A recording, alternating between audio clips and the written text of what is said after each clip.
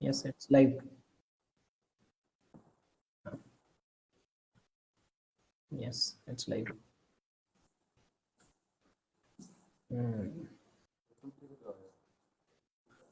Okay. Let me.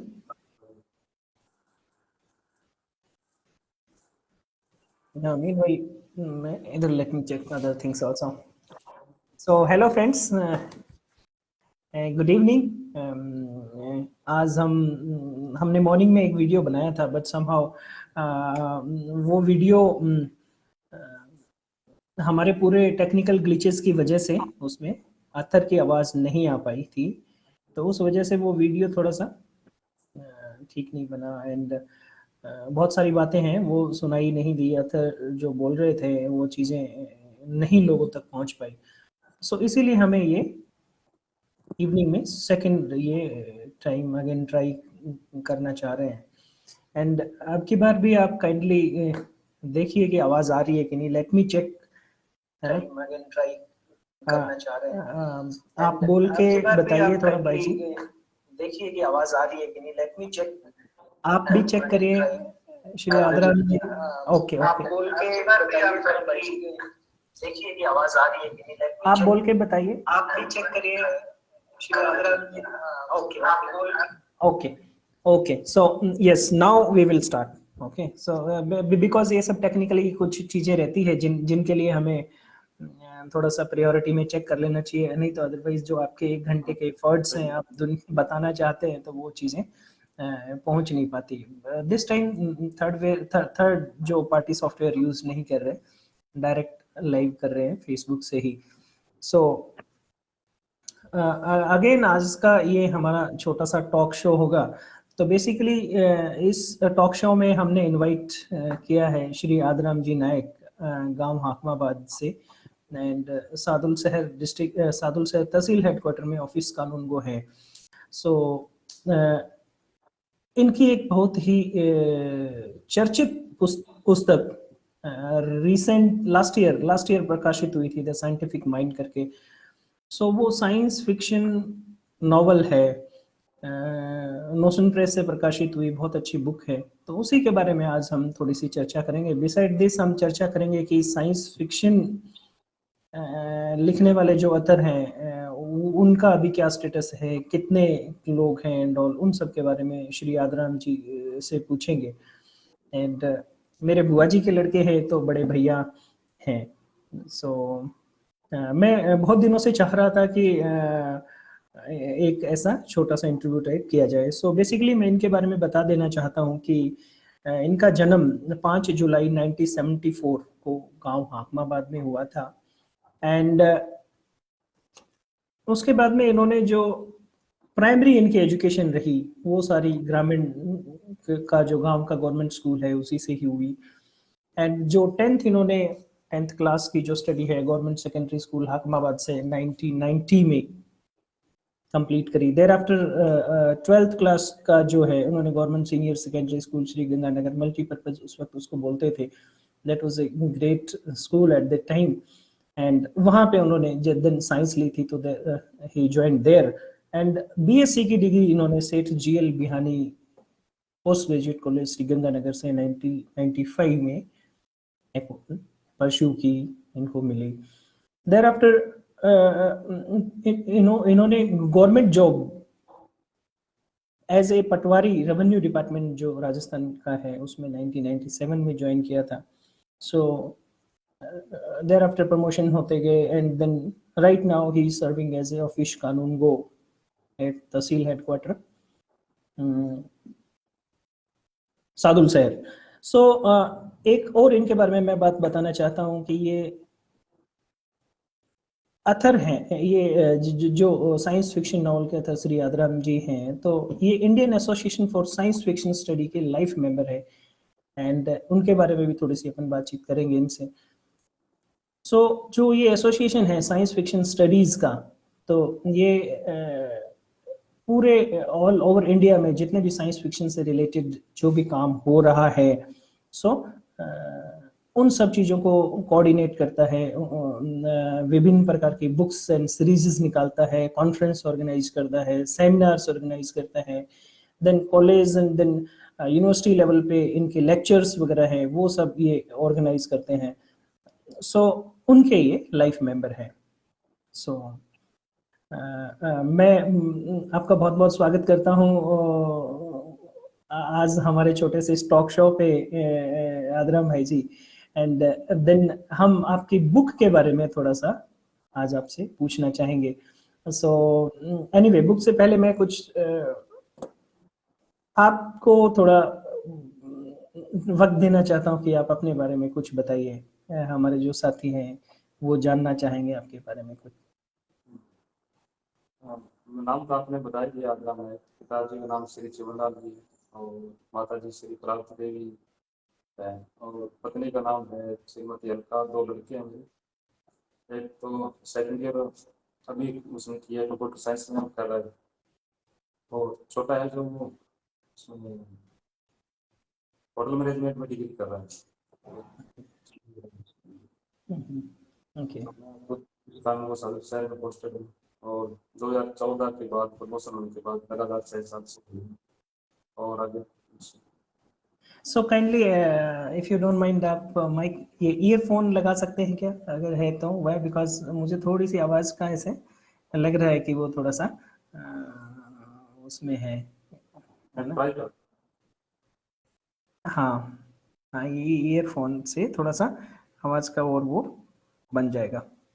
Okay, so yes, thank you so much, आपने अपना initial and introduction दिया and I am thankful to you for that. So recent आप Indian association for science fiction study के okay okay, no issue.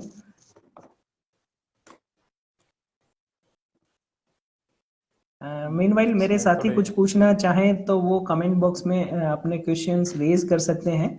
सो मैं उनको there after अपन उनसे कुछ वो क्वेश्चंस एंड ऑल वो पूछ लेंगे। Meanwhile during this whole live आप पूछ सकते हैं ना, कमेंट बॉक्स में काइंडली लिख दीजिएगा कुछ भी आपको सर से पूछना हो तो। Okay, now stable. ये एक मिनट, थोड़ा सा इश्यू आ रहा है इसमें, थोड़ा ओके ओके सेट कर रहा हूँ अभी। ओके ओके, हाँ, जस्ट कैमरा आपको थोड़ा सा सेट करना है। हाँ हाँ, कैमरे का इशू आ रहा है इसमें। Yes,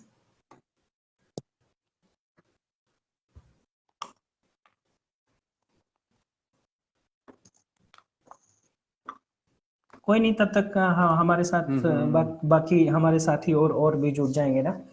so that will be a better thing and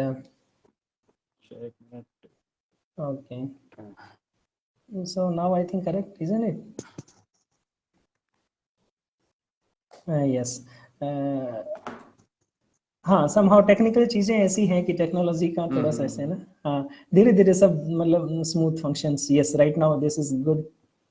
उस पोजीशन, हाँ, इस जगह, हाँ, यस एग्जैक्ट, यहाँ, यस यस, हाँ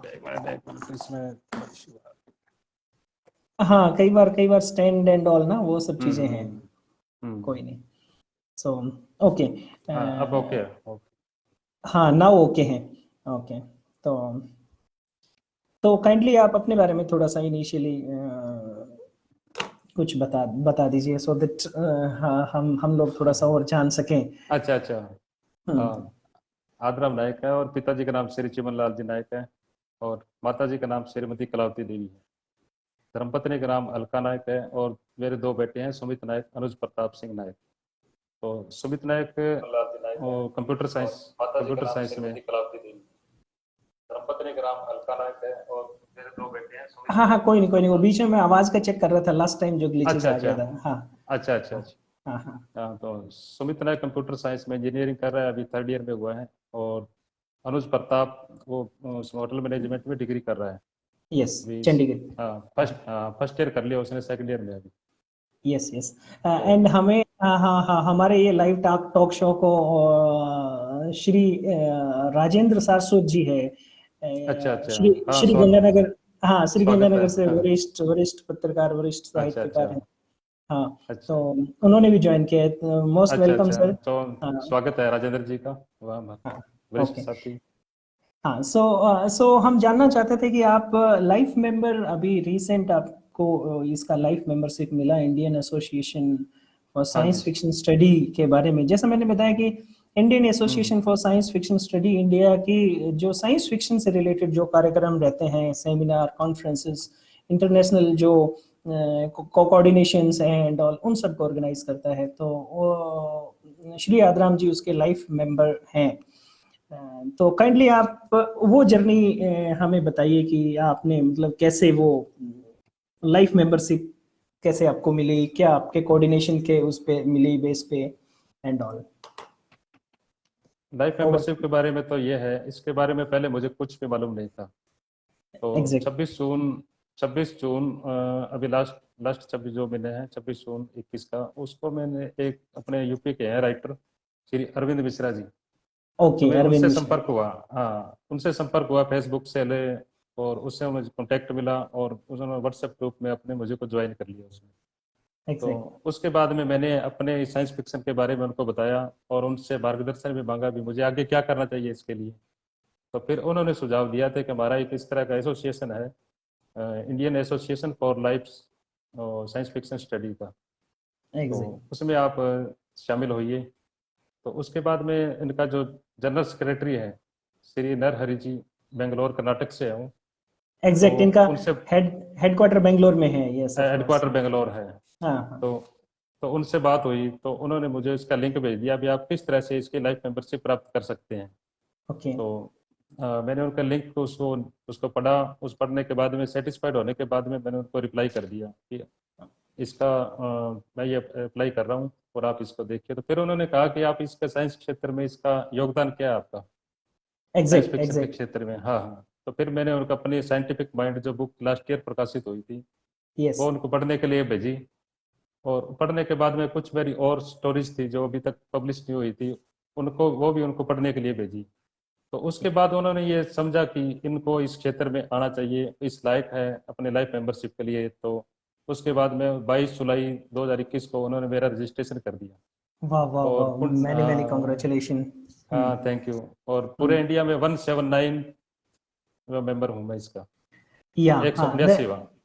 ये कितनी बड़ी बात है कि ऑल ओवर इंडिया में, हाँ मतलब अथर बहुत हैं, साहित्य लिखने वाले बहुत हैं, लेकिन साइंस, हाँ पर्टिकुलरली साइंस, और वो भी साइंस में भी अगेन फिक्शन, वो हाँ। लिखने वाले देखो तो ये गिने गिने चुने बहुत नाम हैं। बहुत बहुत कम लोग हैं इसमें।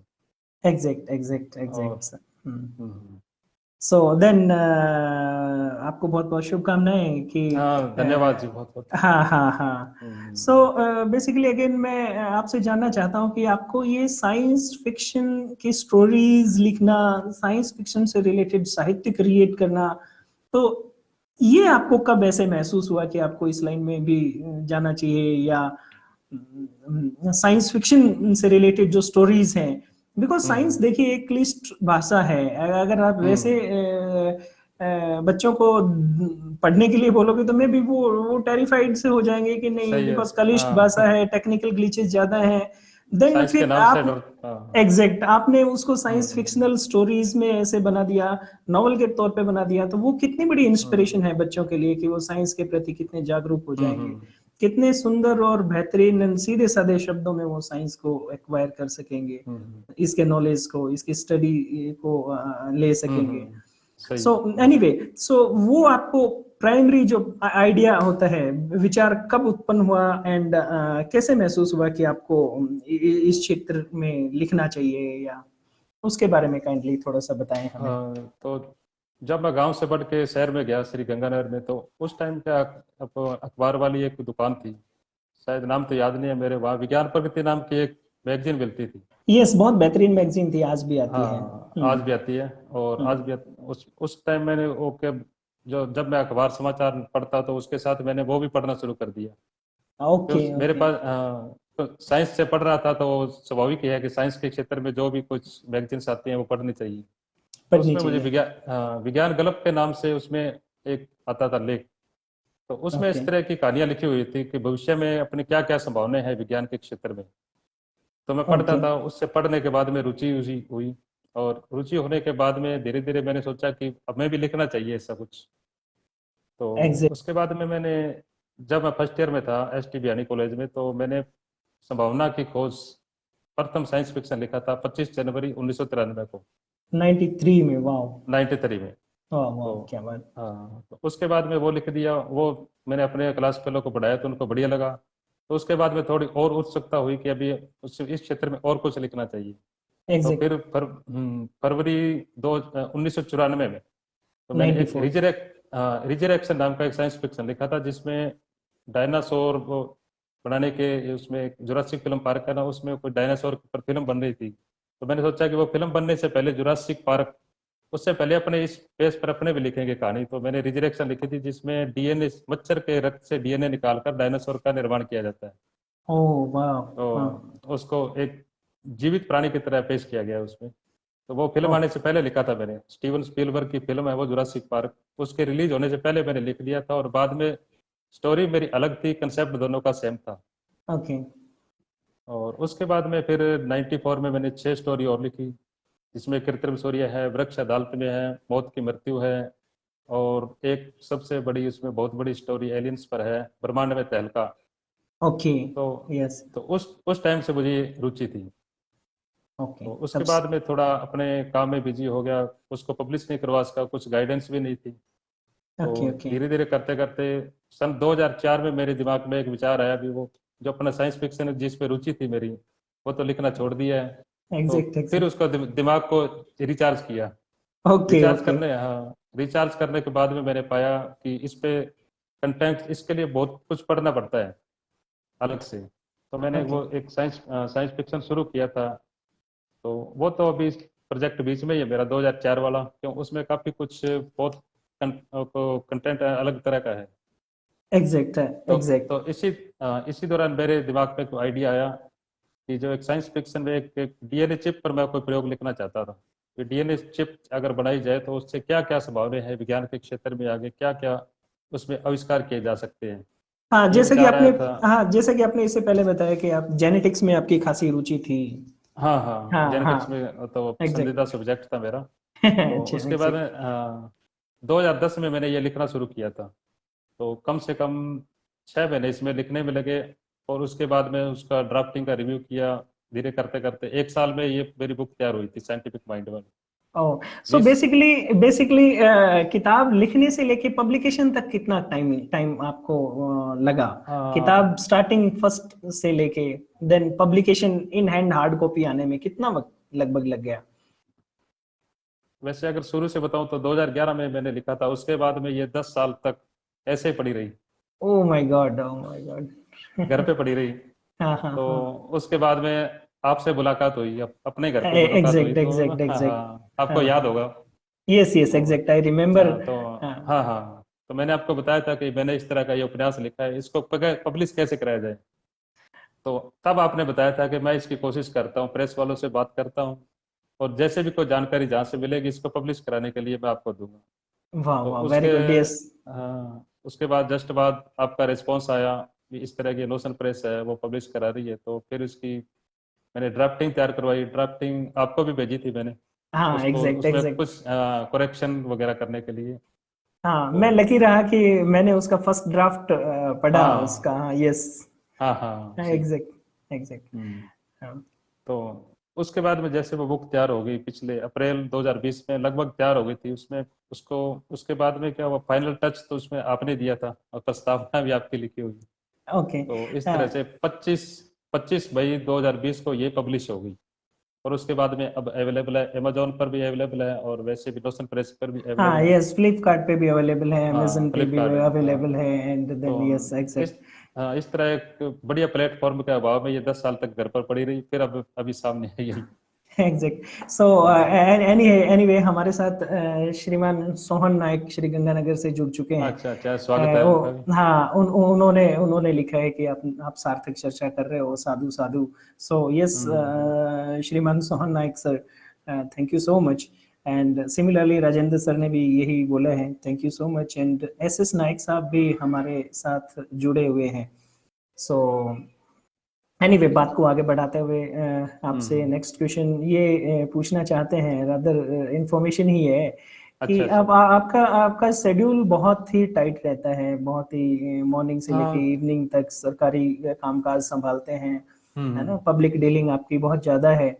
एंड कैसे आप वक्त निकाल पाते हैं कि लिखने के लिए अच्छा कैसे अच्छा। वक्त निकाल पाते हैं, ये जरा थोड़ा सा हमें बताइए। शेड्यूल तो हमारा रेवेन्यू डिपार्टमेंट है, उसमें पब्लिक डीलिंग सबसे ज्यादा होती है। Exact exact. तो ऑफिस का टाइम है, वैसे ऑफिस में काम करता हूँ, फील्ड में तो हूँ नहीं। ऑफिस में सुबह 9:30 बजे सीट पर बैठना होता है और शाम को 6 बजे तक काम करना होता है। तो काफी एग्जैक्ट। लंबा शेड्यूल है ऑफिस का। उसके बाद में फिर घर आते हैं, थोड़ा फ्रेश होते हैं, खाना वगैरह खाते हैं, तो रात को 9 से 10 या 11 या 12 बजे तक भी काम करता हूँ इसके लिए। तो वाह वो वाह टाइम है वाह। जो 9 से 11 या 12 बजे का, वो इस फिक्शन को लिखने में मैं देता हूँ। बहुत प्रेरणादायी, बहुत हाँ हाँ प्रेरणादायी। सी गवर्नमेंट सर्विस में, पब्लिक डीलिंग में, एंड हाँ। देन फिर लिखने के लिए वक्त निकालना, एंड वो भी साइंस फिक्शन से रिलेटेड चीजें लिखने हाँ के लिए वक्त निकालना, that's great thing. So basically आपने बताया आपको ये बेसिकली जैसे डिफरेंट डिफरेंट तरह की थीम्स पे आपने लिखा है। जेनेटिक्स जो है हम्म। उस पे लिखा है आपने, डीएनए पूरा, ये साइंस फिक्शन जो नॉवल है द साइंटिफिक माइंड पूरा डीएनए चिप पे है। हाँ जी आपने सही है। आपने यूनिवर्स एंड खगोलीय विज्ञान के बारे में भी बहुत सारी बातें लिखी हैं। आप अभी एक हम्म। रिसेंट फिजिक्स के बारे में भी कुछ कुछ चीजें लिख रहे हैं। देन आपने हाँ। कृत्रिम सूर्य के बारे में लिखा।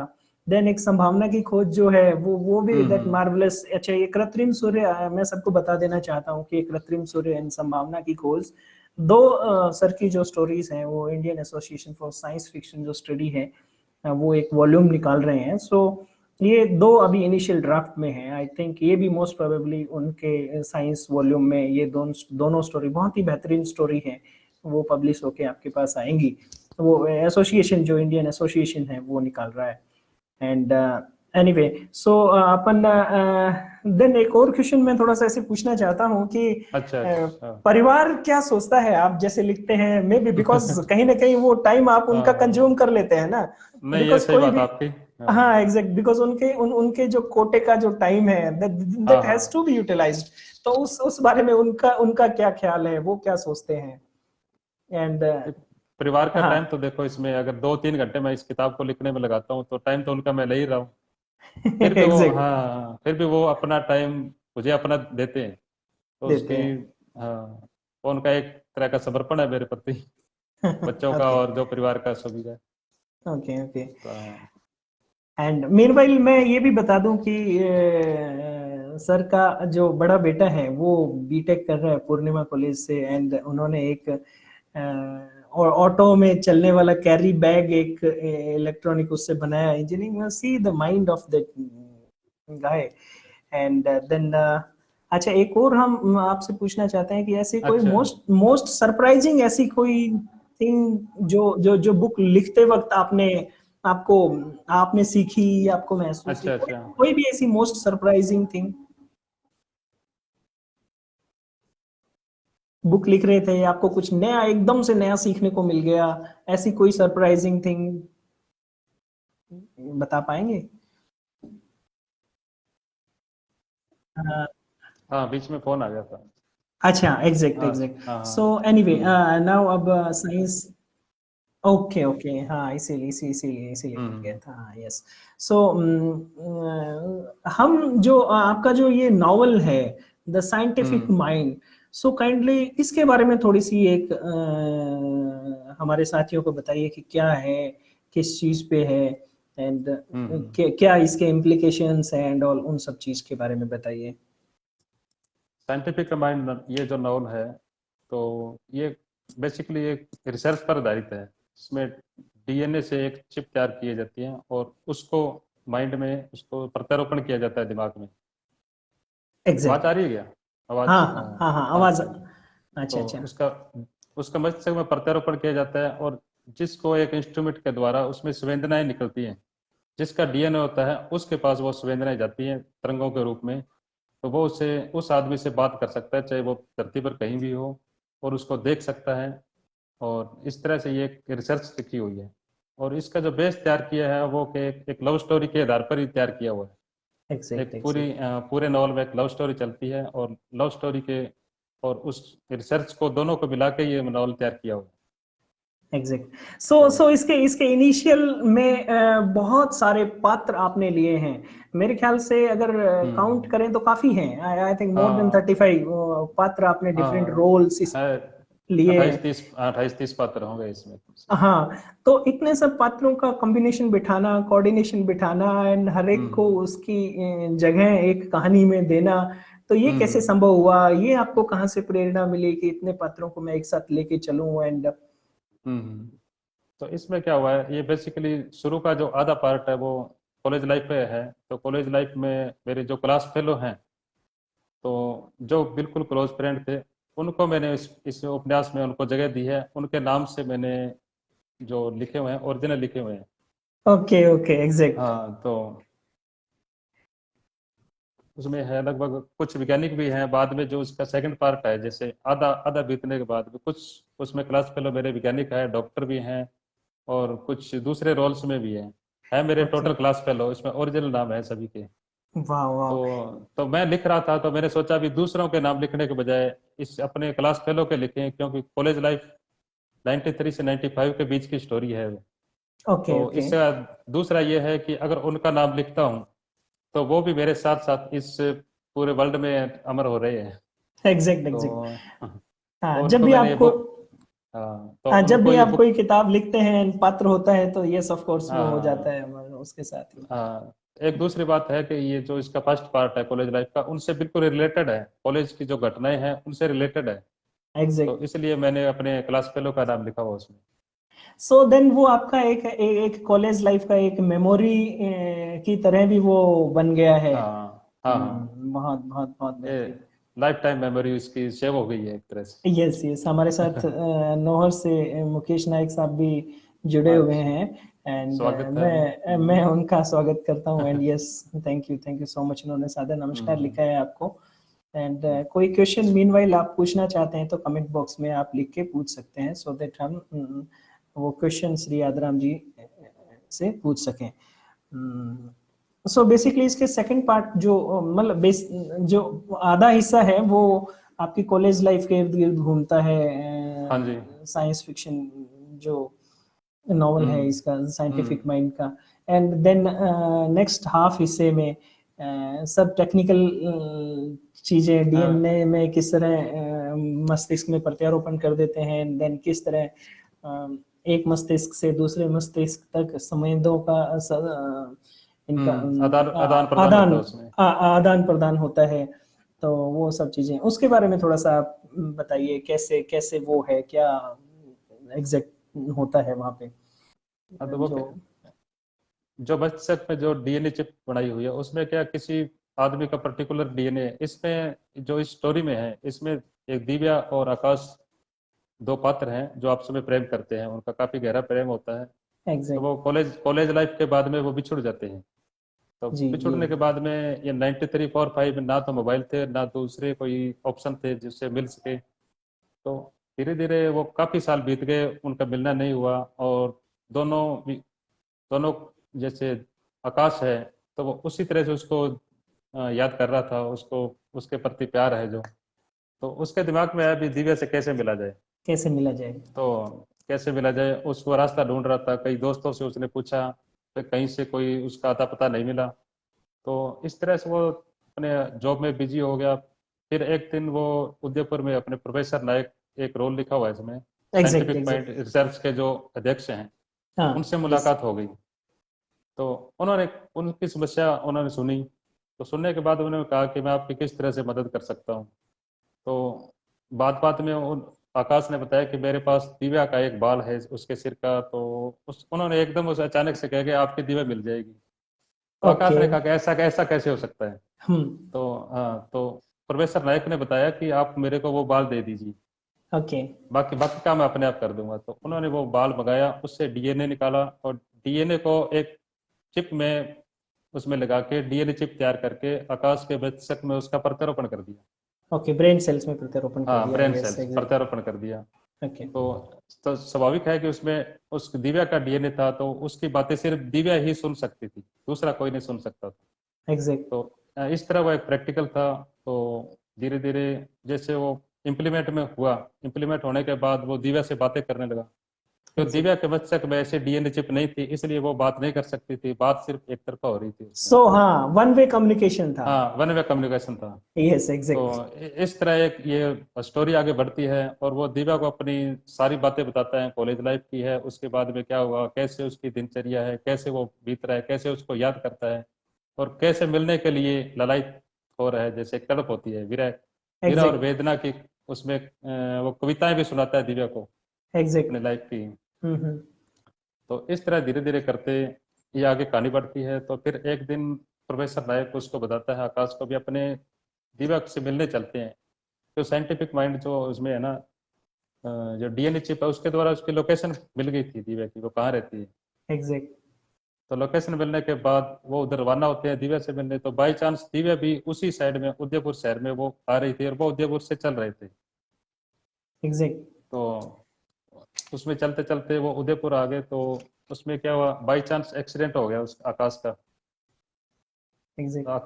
आकाश को एडमिट होना पड़ा। तो आकाश को फिर डॉक्टर ने कहा कि इसको जो ब्लड है वो बहुत ही रेयर क्लास का है, जो कि यस, मिलना यस। असंभव है। तो उन्होंने जो जितने कम्युनिकेशन सोर्स हैं उनसे वो ब्लड की मांग की एक तरह से, कि कहीं भी उपलब्ध हो तो इसको दिया जाए। तो दिया वो जाए। मैसेज दिव्या के पास पहुंचा। तो दिव्या के पास पहुंचते ही उसके एकदम झटका सा लगा कि ये तो ब्लड उसका है और मैसेज भी उसी का है, आ रहा है। तो वो पास ही थी। तो वो भी अपने पति से जिद करके उस हॉस्पिटल में उसको ब्लड देने के लिए चली जाती है। जाती है। तो एग्जैक्ट। हाँ, तो ब्लड देने चली जाती है। तो उन दोनों को पता नहीं होता कि आज दिव्या भी यही है और आकाश भी यही है, उन दोनों को कुछ भी मालूम नहीं था। और डॉक्टर्स वगैरह उन्होंने ट्रीटमेंट चालू कर दिया। तो इसी दौरान जो आकाश जिस प्रोफेसर से मिला था, प्रोफेसर नायक जो है, इंस्टीट्यूट है जिनका वो माइंड सेट, साइंटिफिक माइंड का, यस तो सर। उन्होंने सोचा भी आज ये दोनों एक साथ हैं, तो अपने जिसका साइंटिफिक माइंड का जो प्रयोग चल रहा है उसको अपने देखते हैं भी कहाँ तक सही है, कितना सही एग्जैक्ट। है। तो उसके बाद में वो दोनों ट्रीटमेंट पे चल रहे थे, जैसे ब्लड देना लेना उनका चल रहा था, और वो एक अलग हॉस्पिटल में ही एक प्रयोगशाला के रूप में उनको वो साइंटिफिक माइंड पर एक दूसरा रिसर्च करते हैं। तो उनकी भी संवेदनाएं किस तरह से हो रही है, जैसे आकाश अपने दिमाग में कुछ जो भी संवेदनाएं भेज रहा था वो दिव्या को सुन रही थी और दिव्या के प्रति उसकी क्या थी। तो इस तरह का एक बाई साइड में एक प्रैक्टिकल भी चल रहा था जो कि पूरी रिकॉर्ड हो रही थी। एग्जैक्ट। हाँ, रिकॉर्ड हो रही थी। तो उसके बाद में क्या, वो अपने जो डॉक्टर है उस हॉस्पिटल की, तो उससे अनुमति लेते हैं पहले भी, इस तरह का प्रयोग करना चाहते हैं। तो करना पहले तो चाहिए। उसने मना कर दिया कि इसकी अनुमति नहीं दे सकते। फिर उनको पूरी बात बताई तो उन्होंने उसकी सहमति दे दी कि आप चलो ऐसा कर सकते हैं, पर ये बात आप तक किसी भी तरह नहीं चाहिए। Okay, okay. तो इस तरह से ये एंड में पहुंचती है। तो 26 नवंबर 1996 के बाद 18 साल बाद वो मिलते हैं। 26 नवंबर 2014 की ये घटना है दूसरी। सो बेसिकली ये टेक्नोलॉजी जो डीएनए चिप उनके माइंड में ट्रांसप्लांट कर दिया जाता है, तो उस टेक्नोलॉजी हाँ की वजह से ही उनका 18 साल का जो हाँ, विरह का सफर है वो खत्म बिल्कुल होता है, वो बिल्कुल मिल सही। पाते हाँ हैं। हाँ, इसमें मेन तो हमने टेक्नोलॉजी को दिखा रहे हैं, टेक्नोलॉजी किस तरह काम करती है। किस तरह काम करती है एंड क्या हाँ थ्योरी हाँ आप प्रतिपादित करते हैं वो फ्यूचर हाँ में किस हाँ, तरह इम्प्लीमेंट हो सकती सही है। इम्प्लीमेंट हो सकती है, मेन तो ये है एंड इसमें कहानी। एग्जैक्ट एंड रिसेंट इसमें जैसे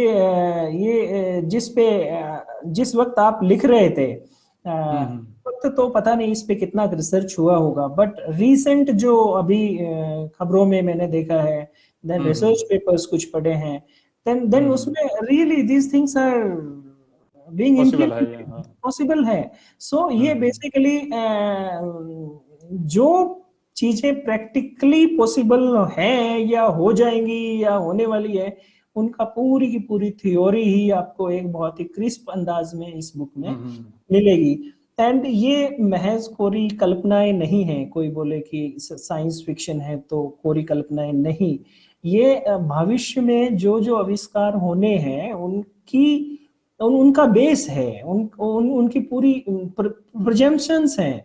एंड मेरे ख्याल से जो न्यूरल नेटवर्क फील्ड में जो शोध कर रहे हैं या आर्टिफिशियल इंटेलिजेंस में जो अभी हम्म। रिसेंट स्टूडेंट शोध कर रहे हैं, रिसर्च कर रहे हैं, तो वो भली भांति इस फैक्टर को जानते होंगे।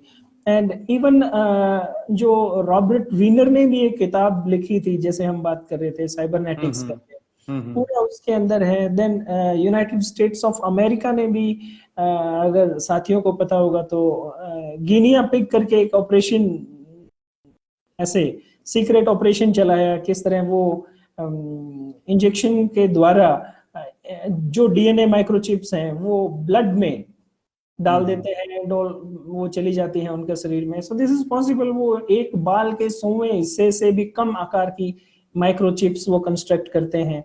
सो ये प्रैक्टिकल अमेरिका में these practicals are being carried out, and उन्हीं सब चीजों को एंड उनकी जो इनिशियल, ये तो रिसेंट हुए हैं, बट आपने तो ये संभावना जो है इनकी, ये बहुत पहले ही उस वक्त ही आपने लिख दी थी 2004 में। Eight that time the research was not underway. And New York times में भी एक इसके बारे में एक काफी लेख तकड़ा छपा था। सो वो भी मेरे साथी कभी अगर पढ़ना चाहेंगे तो उसके बारे में भी, उस किताब में हमने लिखा है, आई थिंक डिस्कशन किया है उसके बारे में भी। एंड इसके अलावा फिर next even I am sorry, आपको एक मीटिंग में जाना था, अगर टाइम नहीं टाइम है अभी, उनको मैंने बोल दिया थोड़ा लेट आएंगे। ओके, हाँ, काइंडली वो देख लीजिएगा, सो दैट काइंडली आप मुझे बता दीजिएगा, बिकॉज वो मीटिंग जो है वो that's also an important thing, because बहुत सारी बातें करनी है आपसे, बहुत सारी बातें करनी है एंड साइंस के बारे में। एंड आपने इतना क्रिस्प अंदाज में जो ये प्रस्तुत की है सब चीजें, वो माइंड ब्लोइंग है। पढ़ने में बिल्कुल आसान है, ऐसा नहीं है इसमें कोई ऐसी क्लिष्ट भाषा लिखी हुई, क्लिष्ट भाषा, सरल भाषा में लिखी हुई। अब कोई साइंटिफिक सोचते ही ये सोचने लग जाए कि इसमें देन H2+O2+ ऐसे करके कुछ समीकरण होंगे, या ना, ऐसा कुछ नहीं है इसमें।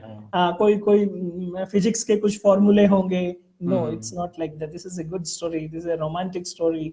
एंड विरह वेदना जो है वो इसमें, ऑफ कोर्स मैं इनिशियल ड्राफ्ट जब पढ़ रहा था तो जब इनका मिलन होता है उससे कुछ एक पहले की एक जो है स्टोरी, तो वो मैं जब इनिशियल ड्राफ्ट पढ़ रहा था तो आई वाज, मुझे बड़ा वो लगा, टच कर गई, और मुझे अगेन देन फील हुआ कि यार क्या बात है। एंड यस, फिर देन आप जो ये एंड रिसेंट आपकी जो स्टोरी आपने Indian association for science fiction study के रिसेंट वॉल्यूम में पब्लिकेशन के लिए जो अंडर प्रोसेस है, सो उसमें आपने एक द आर्टिफिशियल सन स्टोरी है, देन एक संभावना की खोज, सर्चिंग ऑफ द पॉसिबिलिटी करके है। सो कृत्रिम सूर्य वाला सिद्धांत भी आई थिंक आपने बहुत पहले प्रतिपादित कर दिया था। एंड रिसेंट हम सुन रहे हैं कि बहुत रिसेंट की खबर है कि वो चाइना जो है उसने एक ऐसा एक्सपेरिमेंट करके देखा है। एंड आपने उस थ्योरी का उसमें प्रतिपादन ऐसे किया स्टोरी के थ्रू, बिल्कुल एक स्टोरी के थ्रू, कि किस तरह हाइड्रोजन के 2 आइसोटॉप्स हैं, ड्यूटेरियम एंड ट्राइटियम। हाँ, एग्जैक्ट। सो वो आइसोटॉप्स को कैसे आप, मतलब दो उसमें भी अगेन आपने 2 सिद्धांत स्टोरी के थ्रू बिल्कुल कहानी वाले अंदाज में प्रतिपादन किया है उनका। सो क्या आप वक्त है थोड़ा तो उसके बारे में भी हमें थोड़ा सा बताएंगे? हाँ, बताएंगे जरूर। यस, जो कृत्रिम सूर्य है उसको मैंने 24 जून 1994 को वो स्टोरी लिखी थी। 94 को, ओके। हाँ, 94 में। तो उसमें लिखा हुआ है अगर कृत्रिम सूर्य कैसे बनाया जाए, तो उसमें मैंने हाइड्रोजन के 2 समस्थानिक आइसोटोप बोलते हैं जिसको, ड्यूटेरियम और ट्रिटियम के लेकर उनको एक मैंने कल्पना की थी, एक कंसेप्ट लिखा था इस कृत्रिम सूर्य बनाने का। तो वो मैंने उस टाइम लिखा था, आज 27 साल हो गए उस बात को, पर मैंने उसको पब्लिश नहीं करा, उसका कोई जैसे प्लेटफॉर्म नहीं मिला, मार्गदर्शन नहीं मिला। तो अभी पिछले दिनों मैंने जून में ये सुना था कि चाइना वालों ने एक कृत्रिम सूर्य बनाया है। यस, तो मैंने वो उनकी खबर हाईलाइट हुई थी। हाँ, खबर आई, तो मैंने उसको देखा, तो उसमें मैंने पाया कि जो कंसेप्ट मैंने लिखा था सेम टू सेम वही चाइना वालों ने अपनाया है। उसमें कोई भी अलग बात नहीं है, वही मटेरियल है, वही मेथड है, सब कुछ वही है। एग्जैक्ट, वो किस तरह नाभिकीय संलयन प्रक्रिया के द्वारा वो बना रहे हैं, बिल्कुल सेम कॉन्सेप्ट, बिल्कुल सेम कॉन्सेप्ट पर उन्होंने बनाया वो। इसीलिए मैं बोलता हूँ कि पब्लिकेशन चीजों का होना बहुत जरूरी है, because these are intellectual property rights ना, आप you can claim right now, but वो क्लेम किया जा सकता है एनीवे। सो उसमें भी दो और सिद्धांत आपने प्रतिपादन किया है, हाँ संभाव वो काइंडली बताइए। एक तो सिद्धांत हाँ आपने ये दिया, दूसरा कौन सा था? दूसरा सिद्धांत मैंने दिया था, जैसे शनि ग्रह है और एक बृहस्पति ग्रह है, तो उसमें हाइड्रोजन की मात्रा बहुत ज्यादा है। यस तो यस बेसिकली जो सेलेन की क्रिया है वो हाइड्रोजन से ही संभव हो पाती है। यस। तो उनको जब ये जो वर्तमान सूर्य है ये 5 अरब साल बाद खत्म होने वाला है, तो मैंने सोचा भी उसकी जगह कौन लेगा, धरती पर तो अंधेरा हो जाएगा। हाँ हाँ हाँ एग्जैक्ट। हाँ। तो मैंने उसमें यह कंसेप्ट लिखा भी उसको शनि ग्रह और जो बृहस्पति ग्रह है उनसे उसके जो हाइड्रोजन उसको कैसे काम में लिया जाए और यस कैसे उसका सूर्य का निर्माण किया जाए, वो कंसेप्ट लिखा हुआ उसमें। एग्जैक्ट तो एग्जैक्ट। उसमें न्यूटन का भी जो गुरुत्वाकर्षण बल का है वो भी उसमें नियम है। That's all. ये एक हाँ कंसेप्ट लिखा, वो आपको पूरी स्टोरी पढ़ने पर पता चलेगा। एग्जैक्ट एग्जैक्ट, बहुत एक अच्छा उसमें कॉन्सेप्ट है। हाँ एंड देन देन संभावना की खोज करके एक है, उस पे भी वो भी एक हाँ बहुत इंटरेस्टिंग स्टोरी है। वो भी आपको जब पढ़ोगे तो मतलब मजा आ जाएगा। एंड देन आपकी नेक्स्ट बुक कब आ रही है? नेक्स्ट जो साइंस फिक्शन नॉवल आपका कब आ रहा है, एंड क्या उसका अभी स्टेटस है, वो काइंडली हमें आप बताइए। हाँ। नेक्स्ट साइंस फिक्शन मैंने लिखा है रिफॉर्म्स ऑफ ग्रेगोरियन कैलेंडर पर। Okay calendar. कैलेंडर पर ग्रेगोरियन कैलेंडर कैलेंडर। में सुधार किया है मैंने, उसमें कुछ संशोधन किए हैं और ओके उसी के बेस पे वो किताब लिखी है मैंने। तो वो कैलेंडर मैंने 95 में तैयार किए थे और उसके बाद में 2000 सन 2000 में उसमें मैंने कुछ संशोधन किए थे कुछ उसमें। तो जी उसके बेस पे लिखी हुई है वो। तो अभी उसमें टाइम लगेगा, अभी ड्राफ्टिंग में है, वो ड्राफ्ट उसका तैयार हो रहा है। Okay okay. सो वो जो तो कैलेंडर वाला जो नेक्स्ट नॉवल आ रहा है, तो मैं ऐसे जस्ट ऐसे डिस्कशन में बता देना चाहता हूँ कि उसमें माइक्रो सेकेंड्स की भी गणना हुई है। हम्म माइक्रो सेकेंड्स का कहीं ना कहीं कोई ईयर में लैग है, तो वो हम्म कितने सालों बाद में जाके एक दिन बन रहा है, एंड कितने सालों बाद में जाके एक वीक महीना ऐसे बन रहा है, वो सारी कैलकुलेशंस हैं। एंड हम डिस्कशन इससे पहले कर रहे थे कि आई थिंक ये गूगल भी अनंत वर्ष का जो कैलेंडर है वो नहीं शो करता। क्या मैं सही हूँ? नहीं, आप हाँ बिल्कुल सही है। वो 9999 तक वर्षों का ये गूगल कैलेंडर इसमें शो हो रहा है, उसके बाद में वो ओके कोई गणना नहीं देता इसकी। ओके। तो हाँ मैं उस थोड़ा इसके बता देता हूँ कि जो ईस्वी सन से पहले जो जूलियस सीजर ने कैलेंडर तैयार किया था, तो उसने एग्जैक्ट। कुछ पहले के कैलेंडर की त्रुटियां दूर करके जूलियन कैलेंडर बनाया था। तो जूलियन कैलेंडर बनाने के बाद में भी कुछ उसमें त्रुटि थी। तो उस वो त्रुटि धीरे धीरे बढ़ती बढ़ती सन 1572 तक उसमें 10 दिन की होगी वो। 10 दिन की होगी। ओके। हाँ, तो उसके बाद में जो ग्रिगोरियन 13 था, रोम का सम्राट था, तो उसने सोचा भी ये बढ़ रही है, त्रुटि बढ़ रही है कैलेंडर में, इसको दूर किया जाए। किया तो जाए। उसने 1572 में एक आयोग बनाया जिसमें उनके साइंटिस्ट थे, साइंटिस्ट जो इस पे काम कर रहे थे, रिसर्च पे, खगोल शास्त्र पर और इसके गणित पर। तो एग्जैक्ट। उन्होंने अपने 10 वर्ष की मेहनत से एक कैलेंडर तैयार किया जिसको ग्रिगोरियन कैलेंडर कहते हैं। तो वो उन्होंने 4 अक्टूबर 4 अक्टूबर 1582 को उन्होंने लागू किया था। तो हम्म। उसमें उन्होंने वो 10 दिन घटा के 4 अक्टूबर के बाद सीधा 15 अक्टूबर आया था उस टाइम। ओके।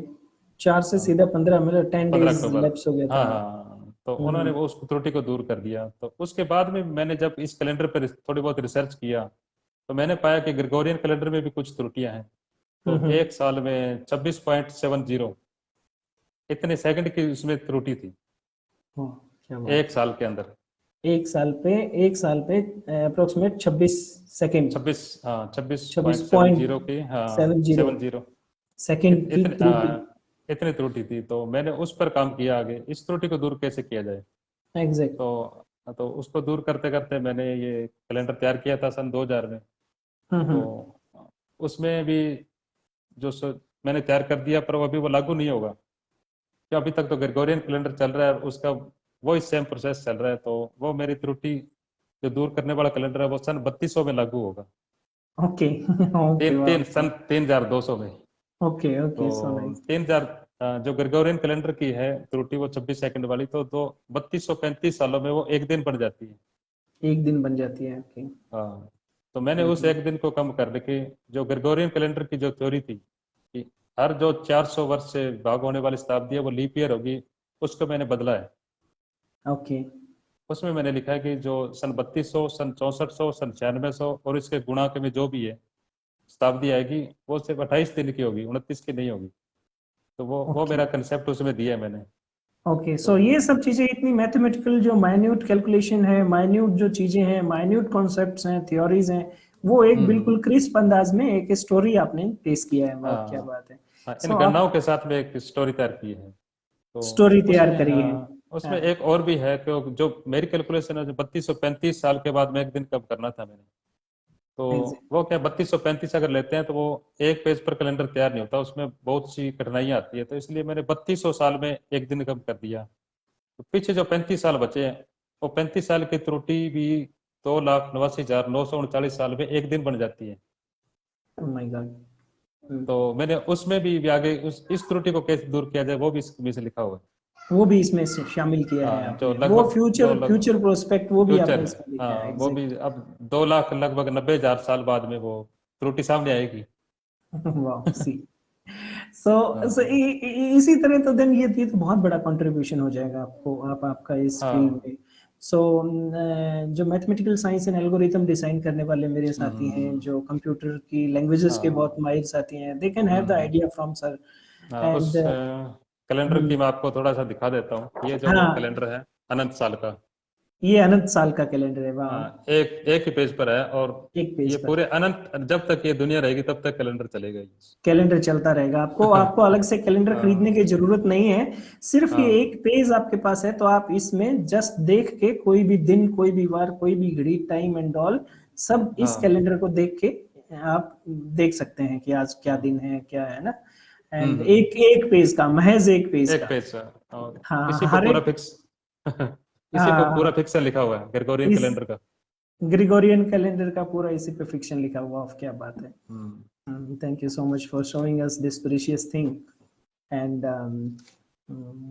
और एनीवे आपका भी वक्त हो ही रहा होगा, सो ज़्यादा टाइम आपका हम्म भी नहीं कंज्यूम करना चाहेंगे। आपसे जाते जाते लास्ट में कुछ ये पूछना चाहते हैं कि जो नए हमारे साथी हैं, जो साइंस फिक्शन लिखना चाहते हैं या फिर जो हम्म साइंस फिक्शन में रुचि रखते हैं, सो उनके लिए कोई आप हम्म संदेश कि वो कैसे बने, इस फील्ड में कैसे आ सकते हैं, उनके लिए कोई संदेश आप देना चाहेंगे? इससे थोड़ा पहले मैं ये बता देता हूँ कि अपने जो साइंस फिक्शन के क्षेत्र में लेखक बहुत कम है अपने। हाँ तो एग्जैक्ट। हम्म। राजस्थान में मेरे अलावा सिर्फ 5 ही साइंस फिक्शन राइटर हैं। तो एक तो कोटा रहती हैं प्रज्ञा गौतम, और जी जी। दो राइटर हैं, क्षमा गौतम और हरीश यादव जयपुर से हैं। जयपुर और से। एक हरीश गोयल जी वो अजमेर से हैं। तो Ex- 4 वो हो गए, और एक अर्चना गुप्ता है, उसका मेरे एड्रेस मुझे ध्यान नहीं है कहाँ रहती है वो, और क्षमा मैं हूँ। एग्जैक्ट। तो पूरे राजस्थान में हम 6 ही साइंस फिक्शन राइटर हैं। तो इस क्षेत्र में मैं ये संदेश देना चाहता हूँ कि आप जो विज्ञान में रुचि रखते हैं, जो भी आगे जैसे कुछ भविष्य में कुछ सोचना चाहते हैं, कुछ लिखना चाहते हैं, कुछ कंसेप्ट अपने विचार देना चाहते हैं, तो वो साइंस फिक्शन के क्षेत्र में अपना योगदान दे सकते हैं। दे सकते हैं। हाँ, तो इसके लिए हमसे चाहे कोई अगर किसी तरह की कोई मार्गदर्शन चाहिए, या मेरे सीनियर्स हैं जो जिनसे मैं अभी जुड़ा हूँ पिछले महीने, तो वो भी पूरा मार्गदर्शन देते हैं, किसी तरह की कोई समस्या नहीं आ रही। Exact exact. Thank you so much, आपने अपना प्रीशियस टाइम दिया। एंड ये बहुत बड़ी बात हो जाती है कि पूरे बीकानेर संभाग में आपके पास साहित्य से रिलेटेड बाकी हस्तियां तो हैं, लेकिन हम्म। साइंस फिक्शन से रिलेटेड फिक्शन लिखे हैं, वो भी साइंटिफिक फैक्ट्स एंड पॉसिबिलिटी के आधार पे। वी हाँ हैव सही बात। दैट वन सर हैं। एंड ये हमारे लिए प्राउड की बात है। एंड चलो थैंक यू सो मच, आपने बहुत वक्त हम्म हमें दिया। नेक्स्ट टाइम फिर आपकी नेक्स्ट एक बुक के बारे में, नेक्स्ट एक कॉन्सेप्ट के बारे में एंड नेक्स्ट एक स्टोरी के बारे में अपन चर्चा करेंगे। एंड और यस ऑफ कोर्स, कोई भी साथी जो साइंस फिक्शन से रिलेटेड पढ़ना चाहता है, लिखना चाहता है या कुछ भी, तो वो सर से वेरी वेल कनेक्ट कर सकते हैं। हाँ फेसबुक सही पे है। एक्टिव हैं। देन अगर मुझे भी मैसेज करेंगे तो भी मैं सर की पूरी डिटेल्स आपको दे दूंगा। एंड देन हमारे साथ श्री जगदीश नाइक साहब हैं। थैंक यू सो मच, उन्होंने कमेंट किया है कि सुपर से भी ऊपर। So thank you. Then Pooja Beniwal ji ने थम्स अप दिया है। Then Rishabh Meghvanshi, thank you to all of you. Then Sonu Naik साहब हैं। देन ये भनीन, मनोज भनीन साहब, उन्होंने भी लिखा है कि सार्थक चर्चा। So then mister Rajiv, mister Manoj and mister Lekhraj, they are also there. Beside this हमारे पास लाइव भी कई हैं साथी हैं, बट वो मुझे अभी इसमें मैं उनको देख नहीं पा रहा हूँ। सो जितने भी अच्छा साथी लाइव जुड़े उनको बहुत बहुत thank you. Over to you, आप कुछ कहना चाहेंगे तो, बिकॉज नाउ हम टॉक शो एंड करेंगे। सो बिकॉज आपके पास थोड़ा सा आई हाँ थिंक है ना, मीटिंग हाँ, में तो जाना है। अभी अभी कोई एक अर्जेंट मीटिंग है उसमें जाना है, तो आपने टाइम दिया और जो साथ में जुड़े उन्होंने अपना टाइम दिया, बहुत बहुत धन्यवाद सभी का। हाँ और श्रीराज, मिलते हैं। हाँ नेक्स्ट नेक्स्ट नेक्स्ट अपन एक बहुत अच्छा सा आगे हाँ लाइव करेंगे, तो नेक्स्ट साइंस फिक्शन की जो है कोई एक स्टोरी, उसके बारे में अपन जरूर डिटेल से चर्चा करेंगे। तब तक के लिए thank you okay, so much and thank you thank you. Agaram भाई ji. Okay and okay sir, okay चलो, हाँ थैंक यू। नाउ हम एंड करें अभी ठीक हो। Live. Okay then, thank you.